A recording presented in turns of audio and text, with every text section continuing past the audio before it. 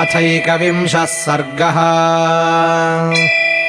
स पुनः पतिताम् दृष्ट्वा क्रोधात् शूर्पणखाम् पुनः उवाच व्यक्तया वाचा तामनर्थार्थमागताम्।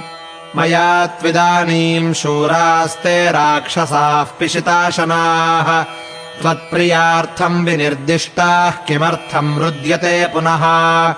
भक्ताश्चैवानुरक्ताश्च हिताश्च मम नित्यशः हन्यमाना न हन्यन्ते न कुर्युर्वचो मम। किमेतच्छ्रोतुमिच्छामि कारणम् यत्कृते पुनः। हा नाथेति विनर्दन्ति सर्पवच्चेष्टसेक्षितौ अनाथवद्विलपसि किन्नु नाथे मयि स्थिते। उत्तिष्ठोत्तिष्ठ मामैवम् वैक्लव्यम् त्यज्यतामिति इत्येवमुक्ता दुर्धर्षा खरेण परिसान्त्विता। विमृज्य नयने सास्रे खरम् भ्रातरमब्रवीत् अस्मीदानीमहम् प्राप्ता हतः श्रवणनासिका शोणितौघपरिक्लिन्ना त्वया च परिसान्त्विता। प्रेषिताश्च त्वया शूरा राक्षसास्ते 14 निहन्तुम् राघवम् घोरम् मत्प्रियार्थम् सलक्ष्मणम्। ते तु रामेण सामर्षाः शूलपट्टिशपाणयः समरे निहताः सर्वे सायकैर्मर्मभेदिभिः। तान् भूमौ पतितान् दृष्ट्वा क्षणेनैव महाजवान् रामस्य च महत्कर्म महांस्त्रासो भवन्मम। सास्मि भीता समुद्विग्ना विषण्णा च निशाचरा शरणम् त्वाम् पुनः प्राप्ता सर्वतो भयदर्शिनी।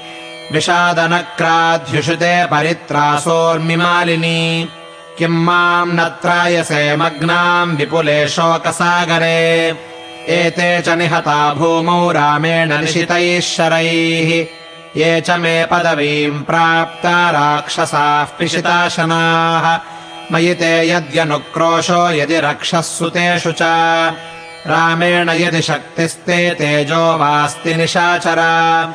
दण्डकारण्यनिलयम् जहि राक्षसकण्टकम् यदि रामममित्रघ्नम् न त्वमद्य वधिष्यसि। तव चैवाग्रतः प्राणाम् त्यक्ष्यामि निरपत्रपा बुद्ध्याहमनुपश्यामि न त्वम् रामस्य संयुगे। स्थातुम् प्रतिमुखे शक्तः सबलोऽपि महारणे शूरमानीन शूरस्त्वम् मिथ्यारोपितविक्रमः। अपयाहि जनस्थानात् त्वरितः सह बान्धवः जहि त्वम् समरे मूढान् यथा तु कुलपांसना। मानुषौ तौ न शक्नोषि हन्तुम् वैरामलक्ष्मणौ निःसत्त्वस्याल्पवीर्यस्य वासस्ते कीदृशस्त्विह। रामतेजोऽभिभूतो हि त्वम् क्षिप्रम् विनशिष्यसि। स हि तेजः समायुक्तो रामो दशरथात्मजः भ्राता चास्य महावीर्यो येन चास्मि विरूपिता। एवम् विलप्य बहुशो राक्षसी प्रदरोदरी भ्रातुः समीपे शोकार्ता नष्टसंज्ञा बभूवः। कराभ्यामुदरम् हत्वा रुरोद भृशदुःखिता। इत्यार्षे श्रीमद् रामायणे वाल्मीकीये आदिकाव्ये अरण्यकाण्डे 21 सर्गः।